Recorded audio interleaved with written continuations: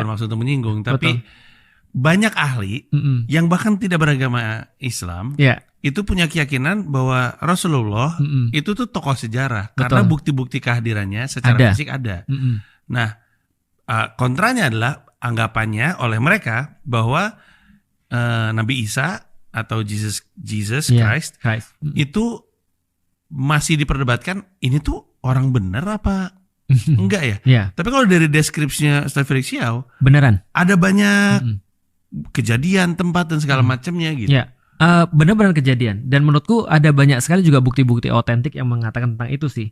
Misalnya contoh kalau kita lihat bukti-buktinya yang ada di sana. Tapi Yesus itu kan hidupnya kan kalau sekarang udah jelas 1 Masehi lah, anggaplah ya. Walaupun sebenarnya ada pembahasan yang lebih detail. 1 Masehi sampai 33 Masehi misalnya ketika dia disalib dalam tradisinya orang Kristen, tapi bagi kita diangkat misalnya. Nah, jamaah-jamaah ini baru muncul sekitar tahun 50-an.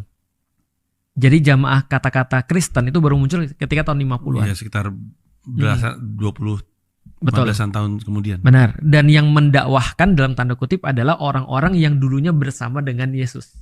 Si disciples. Betul, 12 disciples itu. Berarti mereka benar-benar ada dan Yesus benar-benar ada. Dan memang catatan-catatan pun dari Alkitab ketika dikonfirmasi dengan catatan-catatan yang tidak bisa didebat lagi, ini memang mirip. Bukan mirip, pas, cocok. Misalnya contoh kayak gini, Herodes ketika dia memberikan sensus itu ada. Ada Quirinius ketika memberikan sensus itu juga ada.